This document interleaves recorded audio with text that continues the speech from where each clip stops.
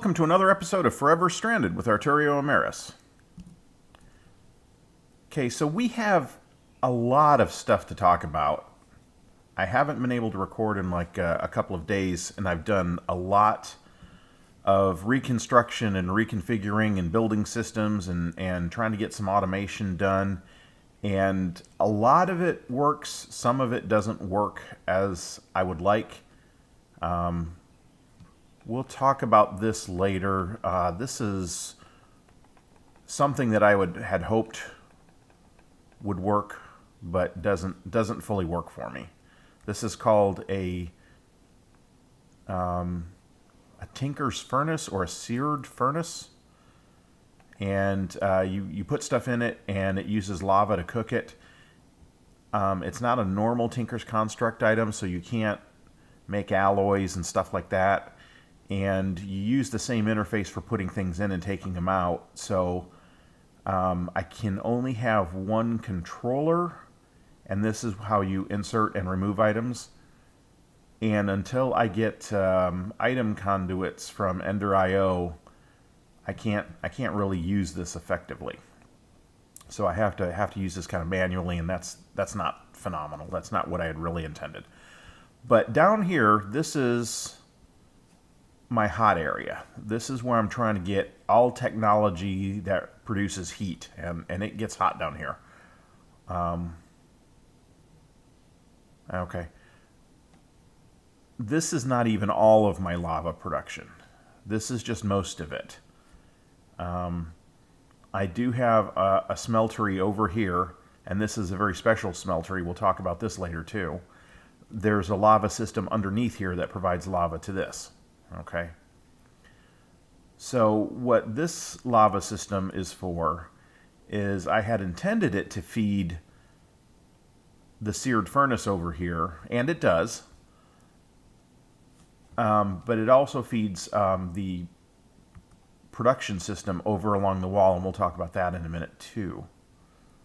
Let me just cool down here. It gets hot down here, so I do have to cool off fairly frequently. Now, you got to stand in just the right spot to be both pushing the button and touching the water. There we go.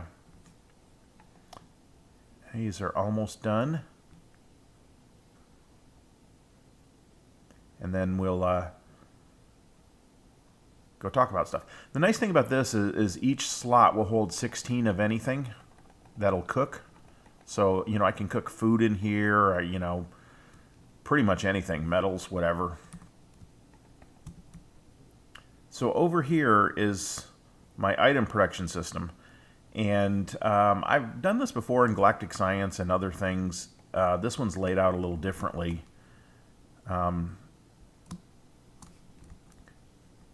So there are stone barrels in here, and they're automatically fed lava from the lava system.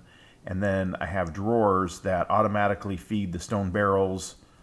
This one I believe is glowstone. Yeah, this one gets glowstone, so this produces endstone. This gets fed redstone, so it produces netherrack. And the last one produces obsidian.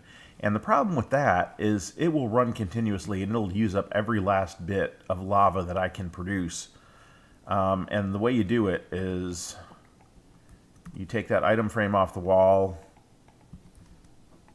and then the bucket of water, you put water right there, and now it'll start producing lava, or obsidian. But I've already got 4 stacks of obsidian, so I don't really need to do that. So to stop it, just take the bucket of water, take the water out, put it back in the item frame so you have it for next time. And that's how you do that. Now this will go back and it'll refill. Now, this is a cobblestone generator, and these tiny progressions cobblestone generators are great. They can be upgraded, and this is upgraded to tier 5. So basically every tick, it'll produce a piece of cobblestone. It's somewhat expensive to make them. The tier 1s are easy. They're not expensive at all. But the tier 5 takes 8 emeralds, 8 diamonds, 8 blaze rods, 8 pieces of iron, and what else?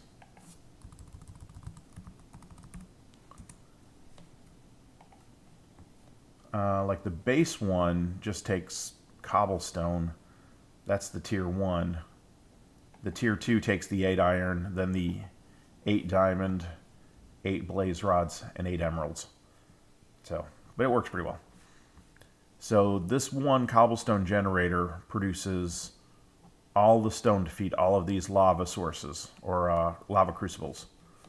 And under here, the one that's under here is laid out differently. It makes more use of the Ender IO tanks, and it's only got 7 crucibles in it, but that's more than enough for this. So if I need to do alloying, I can do it here. Or I do have an alloy smelter I could use. The reason I built this, I need to go up top.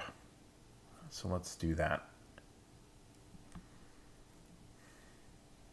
So you've seen this before. This is my system for gathering mobs.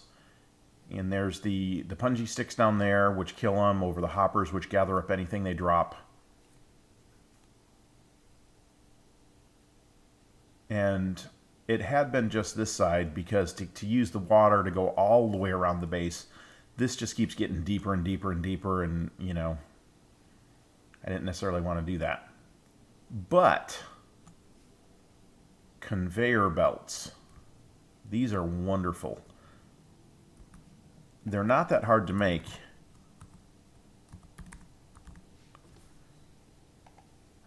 You can make them out of rubber. I don't recommend doing that because it takes forever to make rubber. You can also make them out of leather.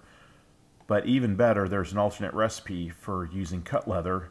And cut leather is just leather cut in half, and you get 2. Using the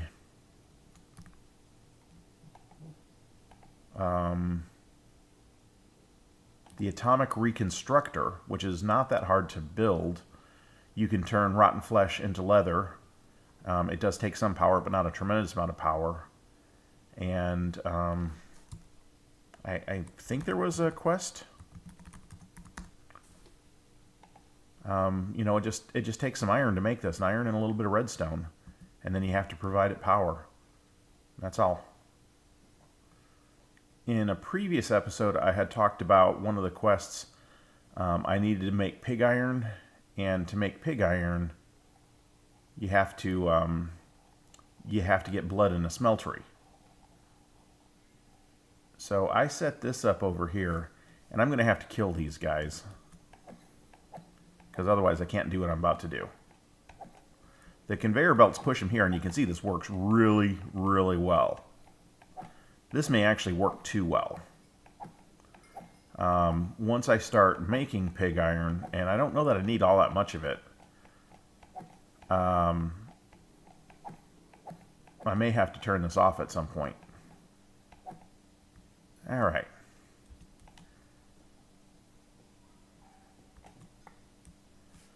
So, if I get rid of those, there's another conveyor belt that pushes mobs into the smeltery.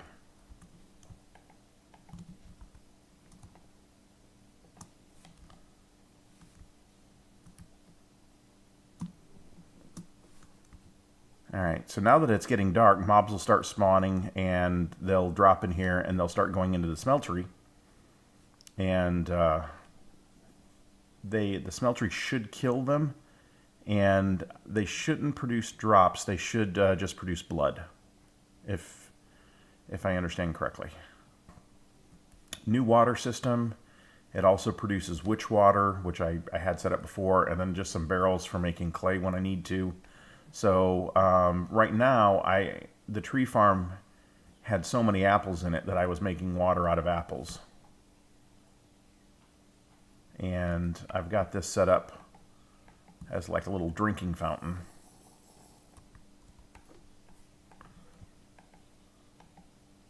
How many do I have room for? I've got room for 5.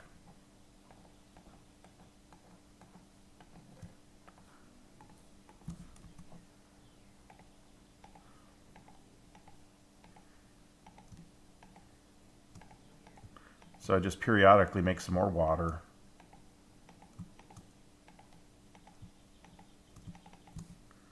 There we go.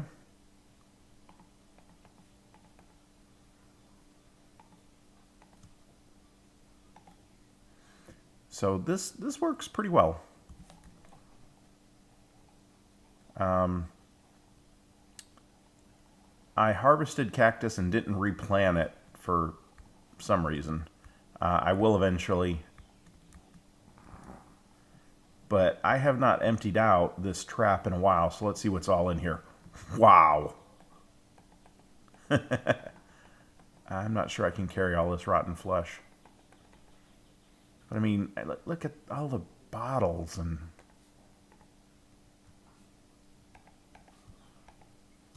Okay, I have to get the rest of that stuff later.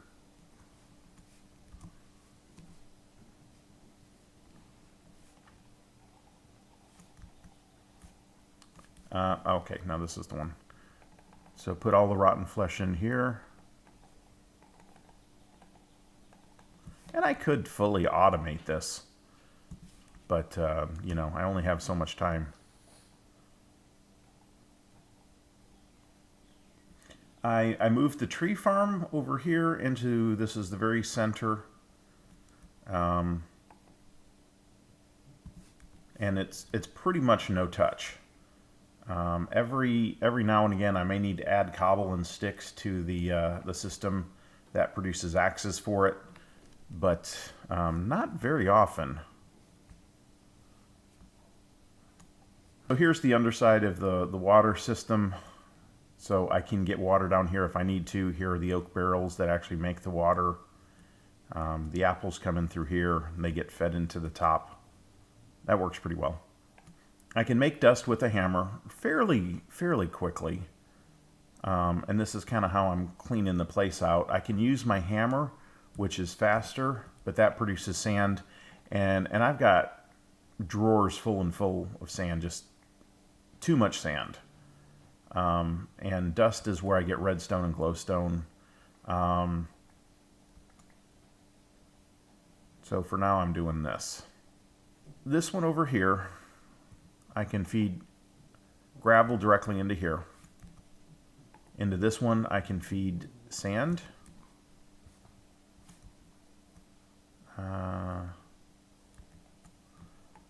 If I put sand here, these hammers will break it down into dust, and this one I can feed dust directly. Now, 2 of them get fed meshes directly. The one over here, it has to be reconfigured so that I can automatically add mesh. So the sieve sieves the gravel, and there's a flat transfer node between the sieve and this compressor here. You can't see it, it's between them. Okay? That's how stuff is automatically getting pulled out. Now, the problem is this transfer node has a filter in it,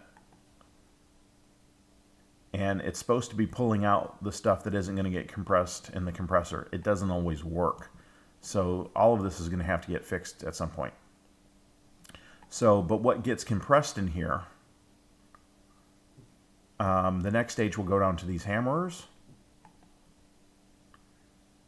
If we can get one to... No mesh, okay.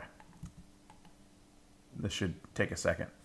When there's 4 of one of these commodities, it'll get pulled over and compressed into that. That gets pulled down here and gets hammered, and the broken ore pieces get pulled out over here. Now, if you feed sand in here, when the sand gets sieved, it produces broken ore pieces. Now, for some reason, this filter works perfectly. I never get anything in here other than the crushed pieces. Okay, so this one works fine. And at some point, all of this has to get fixed so that these go into an inventory.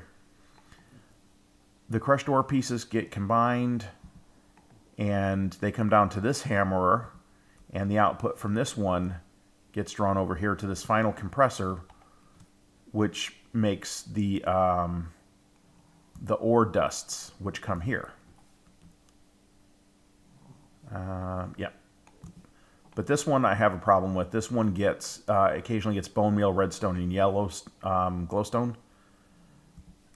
So I gotta figure out a way to fix this. The flat transfer nodes don't seem to have a way to add a filter to them, or I haven't been able to figure it out. So the last stage, unfortunately, is right back where we started. I have to do this manually. Now, at some point, I will come up with something that actually works, and it'll probably be a bank of redstone furnaces, and unfortunately, that means more power consumption, which, you know, is kind of unavoidable. So this works pretty well. For like cooking stuff or cooking large batches of stuff, this is great. For fully automated production of metals, this is not necessarily the best solution. But honestly, I just finished all of this right before we started recording, and I'm once again at virtually no iron. I'm just constantly running out of iron. I have so much copper and aluminum, it's just completely ridiculous, but iron, I'm just always out of iron. This is the underside of the tree farm, and it's also power production. So I've got a bank of Stirling engines. Logs get fed in here into this redstone furnace, and it produces charcoal, which gets drawn up here and fed into all of the Stirling engines. And then the energy conduit gathers up the power. There's a small capacitor bank here, and this is where I'm keeping this stuff charged. And that feeds everything that requires power. So it keeps up pretty well now. But as this gets expanded to a fully automated system, it's probably not going to keep up. And then there's other technologies I'm going to have to build which will require more power, and I don't think the tree farm will keep up. They didn't die. All right, that may be a problem. Oh, I may possibly know why. Okay, all right, let's try this. Let's put some iron in there and let it melt. Smelting, alloying, molten emerald, blood, and molten iron. So I need emeralds to do this? Let's see what happens if I put an emerald in.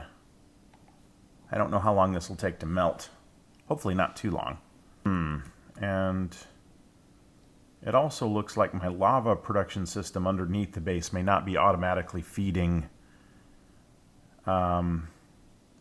into it the way I want it to, so I may have to reconfigure that. It should be done. All right, so I have a block of pig iron, which is exactly what I need.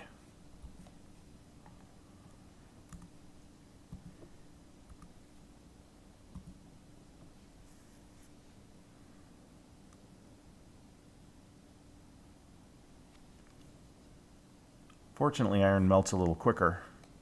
And I need 5 plate casts. I think that's all I need to make that toolbox, right? Yeah. Iron large plate.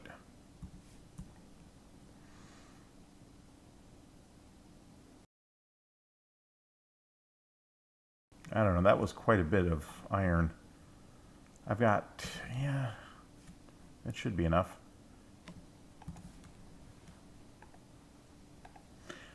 All right, there we go. An iron tool kit grants an extra modifier. Choice reward.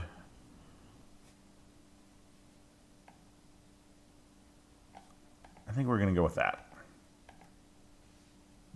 I hope you enjoyed the episode. If you did, it would be great if you could leave a like on it.